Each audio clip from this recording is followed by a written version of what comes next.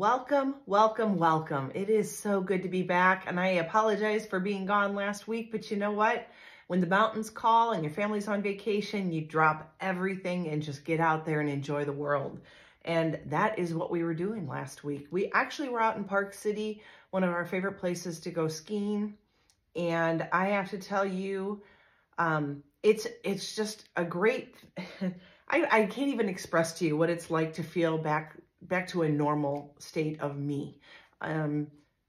My husband taught me how to ski when we were 17, and we had dreams of someday getting married and having a family. And then one day, way in the future, when he retired, we would get off and just go skiing everywhere. And in 2013, when I hurt my leg, my knee, and then I spent 5 years of not being able to ski. I mean, 5 years in your children's lives when they were, middle school into high school. That's a huge chunk of a child's life. We don't change a ton as our older years in 5 years, but kids change drastically year to year. And all I kept seeing were my 3 boys going up on chairlifts together. And I spent many a time sitting in the lodge with tears in my eyes because I was missing out on watching them grow and change and become better skiers, and just the fun of being at the top of the mountain.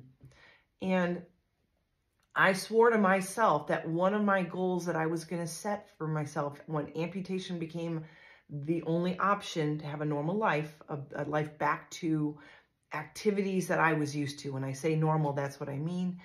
As best as I could be back to normal. Skiing was the very first thing. One, because my husband had already planned a ski trip for the family, knowing that I would just tag along is what he thought. But after my December of 2018 amputation above the knee, I told myself that when April rolled around, the beginning of April, when we had the ski trip planned in Breckenridge, that I was going to go and I was going to do some sort of skiing somehow. Didn't know how, but I looked into it, found that there were adaptive ski programs in Breckenridge, and reached out to them. And guess what? The first step was to figure out what I wanted to do. My husband, of course, wanted me to be safe and maybe do a monoski, which is sitting kind of in a bucket and guiding yourself with short poles as you kind of sled down, almost like sled hockey. And I was hell-bent to look like a skier standing up, because I knew I was strong enough and I was determined enough to be standing. So I asked, what is the option? And they said 3-track skiing. So I had never seen it. So this is a whole new world, right? Amputation is a whole new world. The community is a different group of people. And then any of the sports that you used to do are adapted somehow. I had no idea what I was getting myself into physically, but I knew that I wanted to try. And I will tell you, I can remember that first ever day of skiing.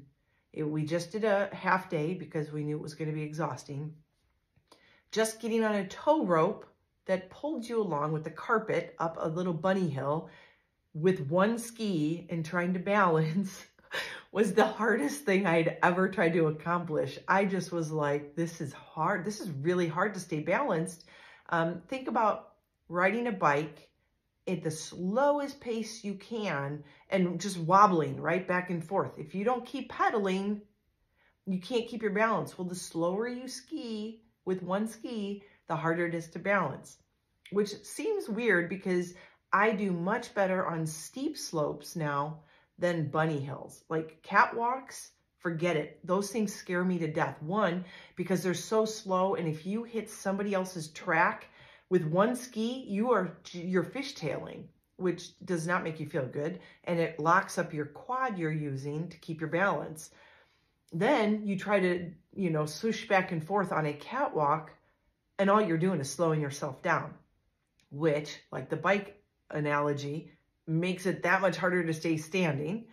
And the third thing that's scary is most people, because no one likes the catwalk, it's just a very level ground to get from point A to B to get to a better skiing section. And most people go flying as fast as they can through that, not thinking that someone's going to be like me, back and forth a little bit, and they don't pay attention. And I have, not as an amputee, but I have been wiped out from behind with 2 skis back in the day on catwalks. That's like the only time I fall is when someone wipes me out on a catwalk. So it's a little frightening. But what ended up happening that first day, that first half a day of skiing back in 2014 or 2019 was I learned very quickly that my upper body had to be strong. I had to have core strength and really good balance, and my quad better be ready to go when I go skiing.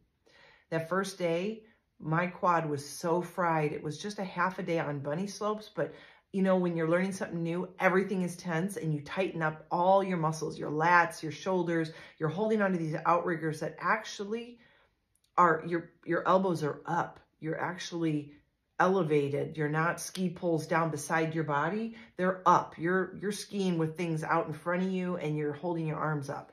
So your shoulders are constantly working. Your quad feels like it's in a constant mid squat, and you just pray to God you don't fall. Because then you try to figure out how to get up with one ski and skis on the end of your ski poles, which normally you would dig into the ground and push yourself up. So fast forward, made it through that. I did that year, I did ski lessons at their Ability Center in Breckenridge. The next year, I did the National Ability Center in Park City, met some beautiful people there, amazing instructors, and really blossomed that year. One, because I'd spent a year of working out and getting more fit. When I had that amputation, I was overweight from 5 years of surgeries and not any mobility. And I lacked any muscle tone because I just hadn't been doing anything. So I spent a year of working out and getting more fit, and you lose a lot of weight when you're working on learning to walk again with a prosthetic. And so the second time out, they were full days. And I really started to hone in on where my eyesight should be and where my ski poles or my outriggers should be with movement, and how to breathe in and out depending on where you're at in your back and forth, and how to arch into your boot on a curve and then release and stand up more on the straightaway and then down again when you're doing the next turn. So I learned a ton at the National Ability Center the second year. And now, fast forward, this will be my 5th year of skiing. And I'll tell you, the one constant that I just can't get past is the fear or the anxiety that builds up every morning. And I'm a very introspective person, so I really was thinking this through after the end of the day, once I got through all of it. Why is it that I feel that way? Why do I get stomach aches? Why do I get anxious? What is it that's triggering this? Because I know how to ski and I rarely fall. This last trip, I had 2 wipes. One, I caught the back edge of my ski in some new powder that happened because it actually snowed while we were there. And when I try to turn and you have one ski, there's nothing else balancing you out. So if you don't push hard enough, you can hit some a bank of snow and skid. And I did that. So not a problem, and actually surprised myself, got up really quick and on my own, which was a first for me, which was a hallelujah moment, knowing that I could actually go out ski by myself if I ever had to, wanted to, and I could get up if there was a problem. The second time that I fell, inevitably, the only time I ever fell as a 2-legger would be at the very end of a run. You've had a long day, you've done a couple miles, and you get to the end and you're looking forward to being able to take your ski off and maybe go have a beer. And you get to the very end and you're just standing there. And I don't know if your attention goes somewhere else. I actually wiped out without my ski on. I was able to pop my one ski off, jump out, was standing there, and I just fell. Like, I think my leg was just so taxed that I just didn't have, and my upper body strength didn't have it in me to push myself and crutch myself with my outriggers, that I just wiped. So this was my first time of wiping out on a mountain and getting myself up. And not my first time falling at the end when I was just tired and I was done for the day, but it happens. And but this time I would just sit there and think about, what is it that upsets me or what gets my stomach running. So you guys understand that there's a lot to skiing that isn't just being on the mountain. The fact is that, let me just take you through a morning. I don't put my leg on. Okay, so my leg doesn't go on. I've cut off my pant leg and sewed it shut so I don't have, obviously, an opening for cold to get in and snow to get in. And sewed that shut. So I ski with no leg on. And so I put all the gear on, all the layers on, my jacket and everything. And to make it easier on my family who carry my one ski and my 2 outriggers down, because I'm on crutches. So I don't use my outriggers because of the way my shoulders have to be up on solid ground. It's really high and very hard to crutch long distances with my outriggers. And my outriggers do flip up into brake mode or crutch mode when I need to walk over snow, and they've got jagged edges, metal edges on that very tip, that when I dig in, I have balance and I don't slip. So I cannot use those through the hallway, down the elevator, and across the cement till I get to a tram or a gondola or a lift. So I have to crutch down. And at first I was afraid to leave my crutches because if someone stole them, then I was going to be in trouble. But now we do leave them. My husband used to collapse them and put them in his backpack, which made his day a little bit heavier and a little bit more work. But now we just leave them where the ski caddy is. And then I turn into using my outriggers. And this time around, I had to outrigger, I don't know, maybe 100 yards, which doesn't sound like long, but it is a lot of balance and coordination and making sure you don't hit something slippery like an ice patch. And then you get to the gondola, and by the time you get there, you're so exhausted already. So right there, I was already fearful because I knew I'd be really, really tired. I had already burned out my shoulders. Get on the gondola and you're just sweating. I mean, truly sweating from all that work. It is a workout just to get to where we went to. Then you get on the gondola and you're like, finally, okay, I can relax a little bit, but you got to watch where you're going because you need to be ready to jump off. And jumping on and jumping off, again, another stressor. You ask the people to slow it down, but you're literally getting in ahead of it and then jumping on and landing with the ski boot and hoping to God that you balance well. And then getting off is the same way. You can tell someone to slow it down when you're on the ground, but a lot of times they don't know to slow it down when you're getting off.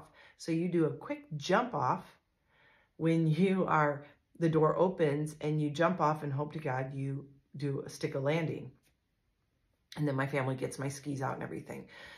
Then you have to walk from that gondola about 20 feet and then up some stairs, over some ice where everybody's been walking, and push yourself up a big hill to get onto a flat plane to put your ski on. But you have to decide, is it easier to crutch over to where you want to start going, or do you want to put your ski on and push, which I don't choose to do because, like the bike analogy, the slower you are sliding on your ski, the harder it is to balance, which means then I'm burning out my quad. So I stuck with my shoulders and I worked crutching over to a flat plane closer to our run.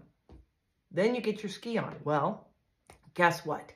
You don't have another foot to balance to put one ski in. And if the powder is wet at all, it is now clumping to the bottom of your ski boot, which makes it impossible to snap into place because it's in the way. How do you do this? Well, there's no real easy way because I can't balance on my ski poles or my outriggers while my husband tries to dust off my ski, and I have no boot, second boot to bang it against, which I would normally have done. So you really kind of hope that you can get it cleaned off and it's not wet. If it is, my husband normally just gets down on his hands and knees and uses his glove and tries to tippy toe on it, and he tries to get as much off as possible. Then you have the fun of jumping into your ski on one leg, so you balance for a few minutes, or a few seconds, excuse me, onto your outriggers till you get your boot right in the tip, and then try to snap it in. And if you're lucky, you get it on the first try, and there's no snow. If you're not, you have to do it a couple of times. All being said, by this point in time, I'm already exhausted, especially the first day when I haven't skied since December.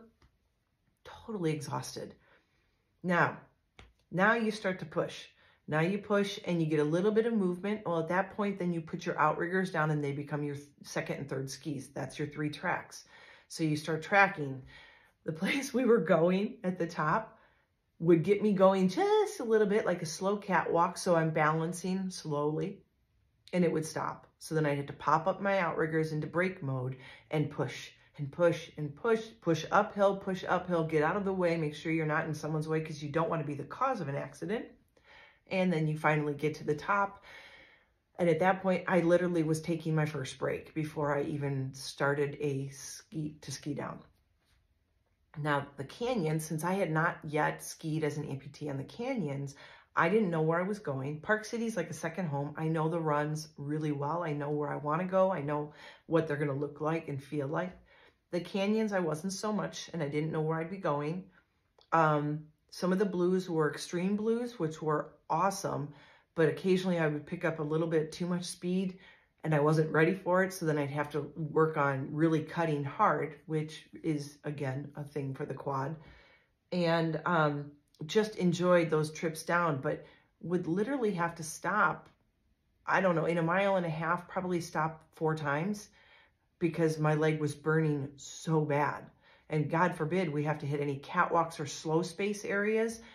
There was one catwalk I had to stop the first full day that we did that catwalk down to the next chairlift. I would literally stop mid catwalk because I could not hold that pose any longer. And I was just going so slow that it was just, my quad was screaming. It was on fire. And so finally, the big ta-da was I made it. The last 2 days, I actually, of the 3 days on that one little section, the last 2 days, I actually made it through that catwalk, barely, but without stopping. And that was one of those, check that mark, I win that one. I was so proud of myself for getting through that. But the burn, wow. So skiing, while being fun, I felt, okay, well, maybe those are the things that kind of start to well up inside of me and make me very nervous. The other thing is you can't control the people around you. You can't. There are etiquette and rules to skiing, kind of like driving, that the person that's downhill has the right of way, which means anybody that's behind you needs to watch out for you and your pattern. And when I say pattern, if you see a new skier will go far left, real slow, make the turn and cut really sharp to go straight versus down. They're going across the mountain back and forth, really long ones. Beginner skiers will be like that. Intermediate skiers will be a little quicker going down, but still shushing back and forth. And then the ones that think they're experts will go flying as fast as they can because they think speed is the best thing possible, except for when they run into someone who is, like for me, if I'm cutting one way, I have to cut a little sharper and harder when I go the opposite way because I don't have a down ski anymore. And I might cut back quicker than they're expecting. And that's, I think, what happened that first time I got wiped out into. Someone came right in behind me. There was nobody else on the mountain. He claimed he never saw me. I'm not even sure that's possible. I had at that time a bright pink jacket on. But he ran right in front of my husband, past my husband, and took me out right in front of ski patrol, which tore a piece of his ticket off and said this was his first infraction of the day, because I said I was fine, even though I was in a lot of pain. And so I think that brings another set of nerves about it, because you don't want to get in someone's way, you don't want to get hit, but you're hearing that sound that's unmistakable when someone's coming fast and through snow and ice towards you. You hear it coming left and right of you as you're going back and forth. What I did find out is some of my best skiing this last week was when we went really high up and I found no one else on the mountain with me. And there was some beautiful, I wish you could be there, some beautiful, such peaceful moments of just me, the mountains, and the rhythm that you find is very like a mantra going back and forth. You just have this rhythm that's just peaceful, and it makes you feel like there's nowhere else on earth you could possibly find that kind of peace. And I wish that for anybody that goes out and tries to ski, because it is a great thing. And when I found that peace, I found my rhythm. I found skiing to be easy, to be honest with you, because I wasn't worried about anything else or anybody else. It was just me in the mountains.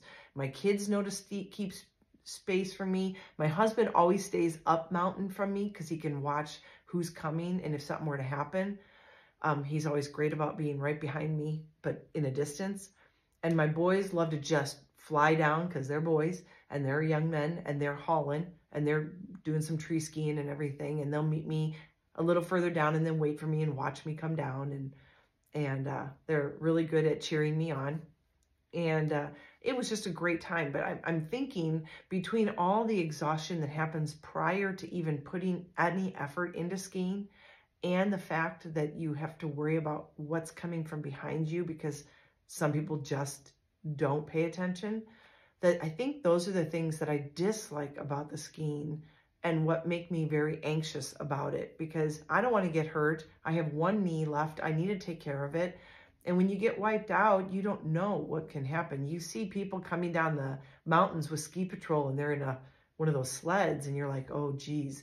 And you want to see people in boots and on crutches, go to a ski resort. There's usually a good handful of people that you see in a week that are on crutches from an accident because either someone wiped out behind them or they had no idea what they were doing. So that's where I was last week. Now, I will tell you that it is so rewarding to have met the goal, hit the goal, and look forward to the next ski season. But I will tell you that it does not come with facing my own fears and my own desires to be as perfect and as good as possible at what I do. And each year it's all about building my stamina, being able to ski longer and harder, being able to go to harder levels, still trying to reach for that black diamond again. It is about not falling and having that perfect, pristine record. And just doing the best of my ability to stay up with my family versus having them wait for me all the time. And I know they're willing to, and it's great that we get to ski together. I should be thankful for that, I know, but there's a part of me that wants to be able to ski like everyone else in my family, and that is without stopping in a 1.5 mile run about 4 times. So those are still my goals, and I know I can always better myself. So that will be something I work towards for next November, December, for when we ski then, and then again in the spring. Now, I want to just switch gears really quick because I'm really, really excited about something. You have to know that next month, which I believe I've got one more podcast before April, but next month, April, is Limb Loss, Limb Difference Awareness Month. Limb Loss, Limb Difference Awareness Month, which basically is anybody that has had an amputation on any of their limbs or born that way. And every year that I've had my podcast, which has been, this is my 4th season, every year I have chosen to use that month and those 4 episodes to interview people that can help empower you, the listener, and in me to live a better life and to really appreciate what they've done as an amputee. Most of the people are amputees. I have had some people with limb difference on, born that way, but most of them are amputees I've met through the amputee community. This coming month, I am doing a whole month segment on people that are pioneers on inventions and innovations for the amputee in our amputee community. And by that, I mean people that have created prosthetic limbs, products to help with phantom pain, and adaptive equipment to get out and be active. And I am so excited for the lineup that I am being blessed with. I am really, really excited because I have a realm of people, I can't tell you anymore. I don't want to give it away, but you do not want to miss the 4 episodes in April. Whether you're an amputee or you have limb difference, or you know someone that's an amputee, support someone who's an amputee, or you're just really curious about amputee life, the 4 people that I have coming on have all been innovators, making our lives as amputees much better. And they are going to come on, talk about what got them inspired, why they do it. Some are amputees and some are not. There's 2 that are and 2 that are not. And what got them into doing this, their reasoning behind it, how they did it, how long it took, what the product is. And I really can't wait for you to hear their stories and hear about their products, because I have pretty much all their products or been a part of some aspect of them, and cannot wait for you to hear their stories and hear about their inventions, their creations, their innovations to help our amputee community out to live, quote unquote, a normal life, and to show you what is coming in the world of prosthetics and stuff is absolutely mind-blowing. In the next 10 to 20 years, the changes in prosthetic wear is going to be exponentially different and so much better. So I hope you make sure you subscribe to my channel, because I do not want you to miss those 4, especially those 4 interviews that I have coming in April. And I just want you to be aware of them and make sure you share, because there are people that are looking for products to help them get out and be active, or if they're dealing with phantom pains, there's a good product that's coming on that will probably be on, I think the first week in April is when I have her posted. But please make sure you get on in April. Don't miss this month. It's going to be just astounding. What you hear and the people you hear talking are going to be, they're going to be inspiring. So I hope you had a great week off from me. I thank you for listening, and I thank you for sharing and subscribing. I'm just trying to grow my audience so that I can help more people with my stories and with my journey. And hopefully it does resonate with you. I always try to end with a call to action. Maybe this call to action is just simpler. And we just say, you know what, you're facing fears. Like, that's what mine is facing a fear. I would not know if I was capable of skiing again if I didn't just face the fears. And there are, the first few years of skiing, they were really, really valid, frightening, fearful, anxiety-ridden kind of fears that would surface before each ski episode, every ski day. And even though I know what I'm doing, it's the unknown, I think, that scares me. And I can't control the environment. I can't control when I might hit a patch of ice. I can't control what someone else will do behind me and how they will ski past me. All those unknowns. But get out there, and if there's something that you want to try, don't let fear sideline you. It's so much more powerful. The end of each ski day this week, even though every day started with nerves and each run started with a little bit of nerves, once I was out there and moving, by the end of the day, I was so proud of myself for, 1, facing those fears, 2, getting through them and actually improving. And I can't improve if I don't face those fears. I'll never know how good I could be at something. Neither will you if you don't face the fears that you struggle with. And yes, some are very valid fears. My fear when it came to surfing was sharks. But I know too many people that know sharks well enough to know that that is not the choice they make. And I have faced that fear and gotten in the ocean and started surfing. Yes, it is on my mind, but I'm not going to let it disable me. I am not going to let it make that a weakness in my life, because I want to do this. This is something, your desire to do something and try something over the fear that it might evoke in you. You can't let the fear win. So I guess your call to action this week is, what is it that you're most fearful of? Now get out there and figure out how you're going to conquer it.